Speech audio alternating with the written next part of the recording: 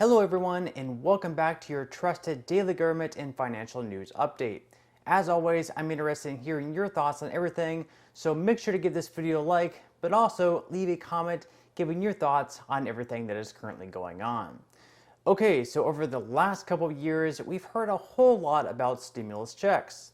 When COVID first hit, when the pandemic first took place, we had $1,200 checks sent out and signed by President Donald Trump, and then another $600 during his final days in office. Now, once President Biden started his term, he promised $2,000 in checks. Then he went ahead and signed the American Rescue Plan into law, which sent out an additional $1,400 checks to families. Now, if the Democrats had it their way, we probably would have had the Build Back Better bill passed by now, probably including another relief payment. But of course, Joe Manchin stepped in, said this inflation is way too much, and pretty much put an end to any further government spending. But now, as reported by the Washington Post, Joseph Biden has yet another stimulus that he wants to send out, but rather than a check or a direct deposit, this time around, it's going to be a rebate card to use at gas stations. Now, with this, he runs into a few different issues. For one, it wouldn't really be possible to ensure the card only works at a gas station, so essentially, people could use it really for whatever they wanted. Plus, if they had an electric vehicle, it really wouldn't be that useful. Secondly, Biden's aides found that shortages in the U.S. chip industry would make it too hard to produce enough rebate cards, so the idea of sending these to every single American probably wouldn't work out. You would have to send another check or direct deposit once again. Finally, while this sounds like a great idea on the surface, helping Americans to pay for gas during this time that's going higher and higher, what would really end up happening is, you guessed it, more inflation. Even if there was a way to prevent customers from using the cards at places other than gas stations, they would still have the extra cash to spend on other things, resulting in an increase in demand, which, in turn, will make inflation even worse. So if you're getting a $200 gas card but end up spending more than $200 on other things throughout the rest of the year due to the extra inflation, are you really coming out ahead? This is one thing the Biden administration just doesn't seem to be considering. Plus, we all know that if they passed a bill to include gas money for Americans, what would end up happening is they would make sure to cram even more pork into the bill, most of it, of course, going to other countries, museums in Washington, D.C., and other things that Americans really would never see. And so, with this not likely to happen, Jill Biden pulls her spouse away from reporters as they head off for a weekend at the beach. They can drill so the hell won't have it, but they're not doing it, number two. Number three, I think we're going to be in a position where we're going to...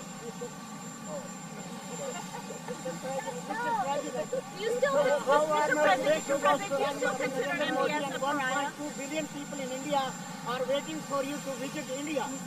I've been to India twice, and I'll be back to India. My relationship is very good. Yep, there it goes. Americans are suffering through some tough times right now, but go enjoy your weekend beach trip, Mr. President.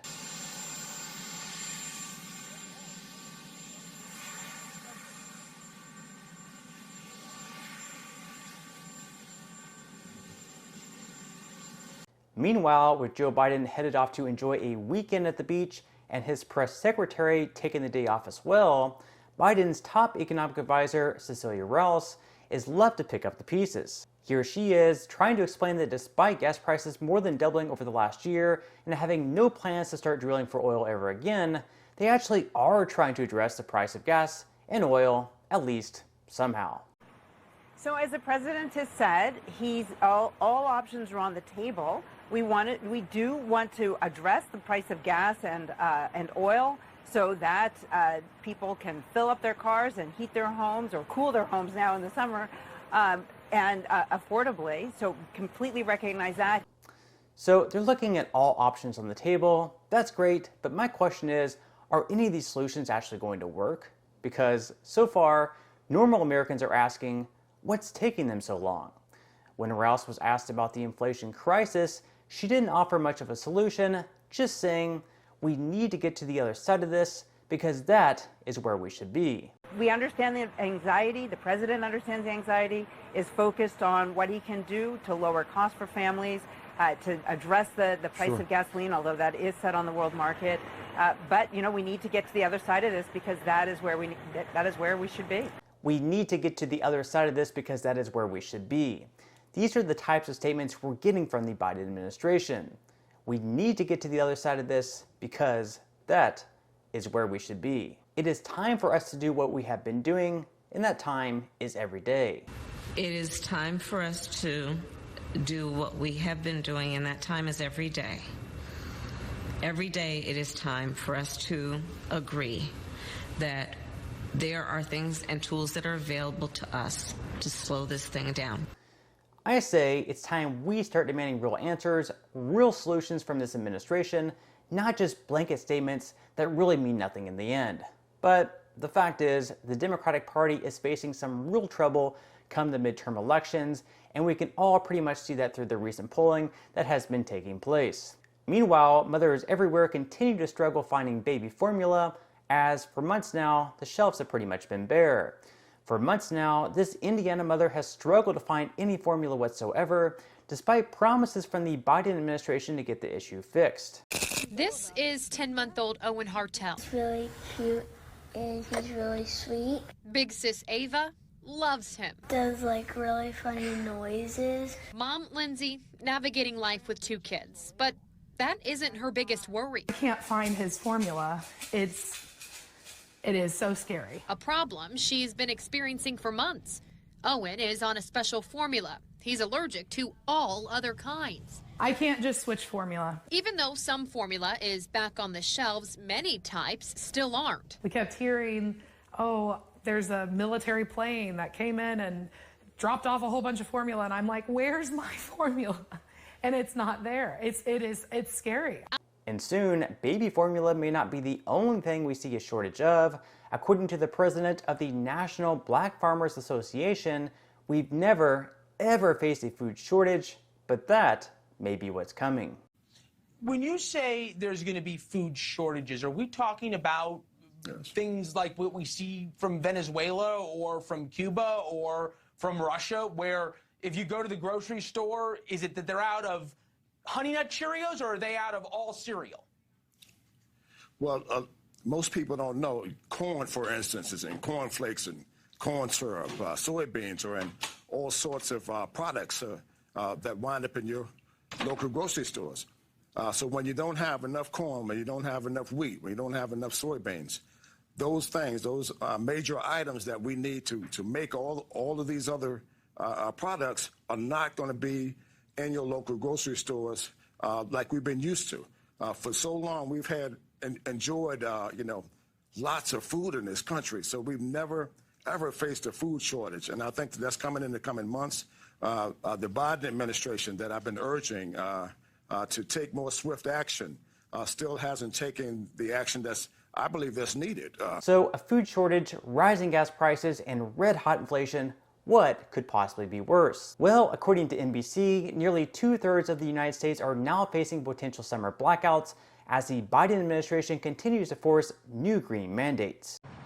This morning, the nation's power grid facing questions and a serious test.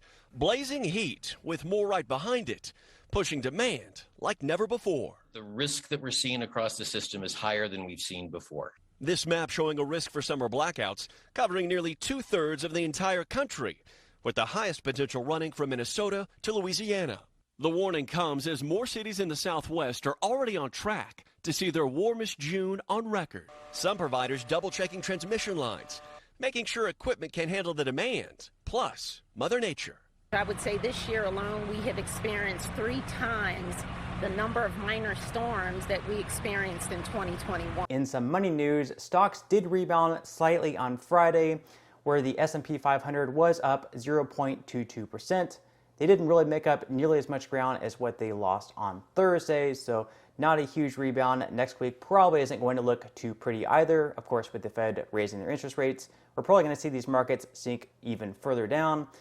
As far as the NASDAQ goes, on Friday, they were also up barely by 0.2 percentage points. Throughout the day, it was actually much higher. The NASDAQ got as high as $150 per share, but then, of course, dropped off at the latter part of the day. So at least at this point in time, stocks are not looking too good. And over the next few months, I would expect for these to continue getting lower unless something certainly changes. Perhaps maybe whenever the inflation report comes out for June, it's looking much better. pretty much doubtful at this point in time. I think the Fed is going to have to raise their rates even higher for us to finally get inflation under control because it's just running way too red hot at this point in time. But we will wait and see. Now, if you're at a point in your life where you haven't yet started investing, or maybe you are investing, this might be a good time to continue dollar cost averaging down because we are getting pretty good discounts in the stock market right now and also getting good discounts on Bitcoin if you are into cryptocurrency. So it may not be a bad idea to continue dollar cost averaging down, take advantage of these low prices because we haven't had these for such a long period of time. Even though the prices could go lower and you might say, people are continuing to sell out, I'm just going to wait, I'm going to sit on the sidelines. Well, we never really know where the bottom is. This could be the bottom right now, and it could start soaring from where we are now. So better to buy in now, dollar cost average in. Of course, that's not financial advice. That's just what I'm personally doing. Now, if you haven't yet started investing at all, or maybe you are investing but you want to add a few free stocks, right now I am teaming up with Webull, where Webull is giving out 6 free stocks to everyone who opens an account with them and deposits as little as 1 penny. So if you are interested in that offer, in the comment section below, you will see my pinned comment. I will leave a link there. If you open an account through Webull using my link, which I will also leave in the description box below as well, you will receive those 6 free stocks as long as you open an account and deposit as little as 1 penny. But on that note, I'm going to go ahead and wrap up this video. If you enjoyed the content in today's video and you would like to see more videos like it, make sure to give this video a like, subscribe to my channel, and also make sure to ring the notification bell. That way you will be the very first to be notified when I do release future videos. And until next time, I hope you have a wonderful day ahead, and I'll see you in the next video.